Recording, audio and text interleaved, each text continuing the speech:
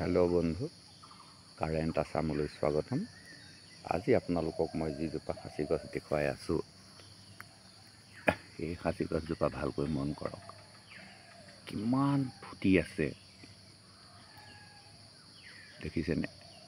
কেনেকৈ জোল বৈ গৈছে। এনেকুৱা সাঁচি গছ হ'ব লাগে। এইজোপাহত সাঁচি গছত আপুনি লাখ টকা হোৱাৰ সম্ভাৱনা থাকে। কিন্তু এই গছজোপাত এটা ভুল হৈ গ'ল। ইয়াত দুডাল হ'ব নালাগিছিল, এডাল হ'ব লাগিছিল। সৰুতেই যদি ইয়াক এডাল কৰি পেলালেহেঁতেন, এই বস্তুটো এজোপাই কিন্তু দুজোপা হৈ গ'ল। গতিকে ইয়াৰ মূল্যমান অলপ কমি গ'ল, কাৰণ এই গছজোপা এতিয়া ইমান ডাঙৰ নহয়। কিন্তু এই গছজোপা আপোনালোকক দেখুওৱাৰ মোৰ উদ্দেশ্যটো হ'ল, আপোনালোকে এই ডালটো মন কৰকচোন। এই মাজৰ ডালটো, সাঁচি গছৰ প্ৰকৃততে কালাৰটো এনেকুৱা হ'ব লাগে। এইজোপা সাঁচি গছত প্ৰচুৰ আপুনি দাম পোৱাৰ সম্ভাৱনা থাকে। এতিয়া এই গছজোপাত আপুনি পোকে ধৰিছে, চাওকচোন কেনেকৈ জোল বৈ আহিছে। এনেকৈ জোল বৈ অহা গছডাল আপুনি কেতিয়াও নিবিকিব। এইডালত আপুনি 5 লাখ 6 লাখ পাবই। মানে এইডাল আচলতে কোটিটকীয়া গছ। এইডাল কোটিটকীয়া গছ। ইয়াৰ ভিতৰতে যিটো আগৰ, ক'লা আগৰ, এইজোপা গছতেই সৃষ্টি হ'ব। আৰু ইয়াৰ ভিতৰত এই গছজোপা, এই যে ডাঙৰ ডাঙৰ দুটা ফুটি দেখি আছে, তকৈ জিলিকি আছে, সেইকেইটা কিন্তু মেইন ফুটি নহয়। সেইকেইটা ফুটিত কাম নাই। তাৰ কাষত আপোনালোকে যিটো জোল বৈ অহা ফুটি দেখিছে, এনেকৈ জোল বৈ আহিব লাগে। মানে প্ৰত্যেকটো ফুটাৰ পৰাই জোল বৈ আহি একেবাৰে মাটিত লাগি যাবহি লাগে। ইটো ফুটাৰ পৰা সিটো ফুটাত, সিটো ফুটাৰ পৰা সিটো ফুটাত সোমাই গৈছে। আৰু এইজোপা গছেই হ'ল একদম তেলি সাঁচি, পিয়ৰ সাঁচি। তাৰ কাষতে আপুনি এটা পুলি দেখি আছে, সেই পুলিটো কিন্তু তেলি সাঁচি নহয়। এইখন বাৰীত বহুত গছ আছে, আপোনালোকে দেখি আছে। এইখিনি চব উন্নত মানৰ গছ। কাৰণ কেলৈ, এই বাৰীখনত যিবিলাক পুলি ৰুই আছে, এইখিনি বেলেগৰ পৰা অনা পুলি নহয়। সেইখিনি এই ইয়াতেই হৈ থকা পুলি, ইয়াতেই গছে ইয়াৰ পৰাই লাহেকৈ উঠাই ৰুই দিয়া হয়। এই যে সৰু সৰু পুলিখিনি দেখি আছে, এইখিনি গছডাল বিক্ৰী কৰাৰ পিছত পুনৰ গজা পুলি। এইখিনি গছডাল বিক্ৰী কৰিলে, তাৰপিছত আকৌ এইখিনি পোখা দিছে।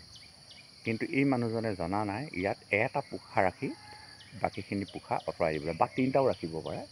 আপোনাৰ এটা ছিষ্টেম কৰি যদি পুলিকেইটা ৰাখি দিয়ে, তেতিয়াহ'লে এই পুলিকেইটা সোনকালে গ্ৰ' হৈ যাব।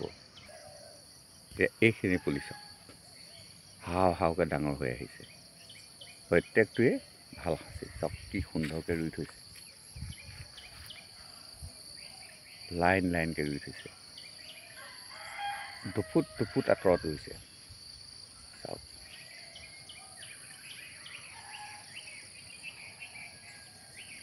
আমি প্ৰত্যেকেই এনেকৈ কেইটামান এইকেইটা সাঁচি পুলি ৰুওঁতে বৰ বিশেষ জেগা লগা নাই। বৰ বেছিহে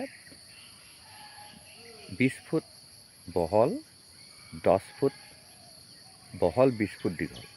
এই জেগাকণতে এয়া প্ৰায় 100 পুলি ৰুই থৈছে। আৰু এইখিনি পুলি ভাল হ'ব। আৰু ৰুইছে ক'ত? এই বাগানৰ তাতে ৰুইছে। এতিয়া আপুনি চাওক, বাগানৰ মাজত সাধাৰণতে ভাল সাঁচি নহয়, মানে পোকে নধৰে। কিন্তু এই গছকেইজোপাত তেতিয়াহ'লে কেলৈ ধৰিছে? এইকেইজোপা এয়া চাওক, বাটৰ কাষত আছে। বাটৰ কাষতে আছে। আৰু এই মানুহজনে বৰ বেছি মানে কীটনাশক দ্ৰব্য বাগানখনত ব্যৱহাৰ নকৰে। বাগানখনত কীটনাশক দ্ৰব্য কিয় বেছিকৈ ব্যৱহাৰ নকৰে? তাৰ কথাটো হ'ল কি, এইখন এখন অকলশৰীয়া বাগান। দেখিছেনে? এইফালে মানুহৰ ঘৰ আছে আৰু এইফালে বাহনি আছে। ইয়াত গৰু ম'হ কম নোৱাৰে সোমাব। মানে যেতিয়া নেকি বাগানখন সৰু, তেওঁ ভালকৈ ইয়াৰ ৰক্ষণাবেক্ষণ দি আছে। কেউফালে জেওৰা দি থৈছে। ইয়াত গৰু ছাগলী নোসোমায়। গৰু ছাগলী নোসোমোৱাৰ কাৰণে ইখন বাগানৰ পৰা সিখন বাগানলৈ ৰোগ বিয়পাৰ যিটো ছিষ্টেম আছে, সেই ছিষ্টেমটো নাই। মানুহজনৰ বাৰীখন, সাঁচি বাগানখন খুব আটোমটোকাৰিকৈ আছে। গতিকে ইয়াত বেমাৰ কম। যেতিয়া এখন ডাঙৰ বাগান হয়, তেতিয়া মানুহে চম্ভালিবলৈ দিগদাৰ হয়। মানে আমাৰ গাঁৱৰ মানুহৰ কথা কৈছোঁ। ডাঙৰ বাগান এখন হ'লে চম্ভালিবলৈ দিগদাৰ হয়। গতিকে এই কীটনাশক দ্ৰব্য ছটিয়াবলগীয়া হয়। কিন্তু এই মানুহজন অকণমান কৌশলী মানুহ। তেওঁ বাগানখনৰ আপুনি কালাৰ দেখিছে কেনেকুৱা হৈ আছে। ইয়াত তেওঁ কি মাৰে? গৰুমুত। ইয়াত তেওঁ গৰুমুত মাৰে। আৰু কি মাৰে জানেনে? DAP, বিহলঙনি, জাৰ্মানি ড্ৰাম এটাত তিয়াই থৈ পেলাই নি যিটো ৰস, সেই ৰসটো ইয়াত মাৰি থাকে।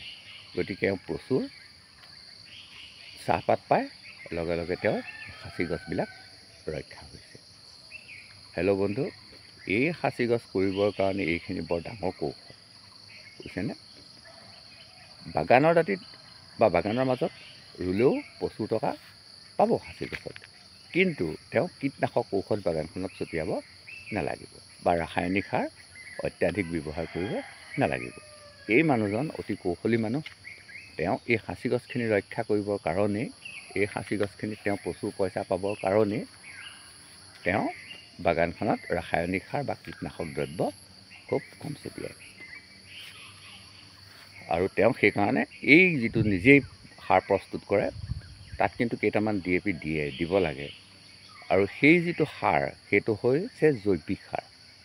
আৰু সেই সাৰটো প্ৰয়োগ কৰাৰ কাৰণে তেওঁ গছজোপাত পোকবিলাক মৰি যাব পৰা নাই। চাওক, এই গছজোপাত পোকবিলাক মৰি যাব পৰা নাই। কিন্তু আৰু কেইদিনমানৰ পিছতে ইয়াৰ এই জোল বোৱাটো বন্ধ হৈ যাব। আৰু এই গছজোপাৰ কালাৰৰ লগত এই কালাৰটো এক হৈ যাব। এক হৈ গ'লে এই গছজোপা তেওঁ বিকিব পাৰিব। কাৰণ এই গছজোপাত আৰু নতুন ফুটি হয়তো অহা বছৰৰ পৰা নধৰিবও পাৰে। চাওক। হেল্ল' বন্ধু, বেছি দীঘলীয়া নকৰোঁ। আজি ভিডিঅ'টো ইমানতে সমাপ্ত কৰিছোঁ। যদি ভাল লাগিছে লাইক কৰিব, কমেণ্ট কৰিব, শ্বেয়াৰ কৰিব। নিতে নতুন নতুন ভিডিঅ' আপুনি পাই থাকিব। আজিলৈ আহোঁ, ধন্যবাদ।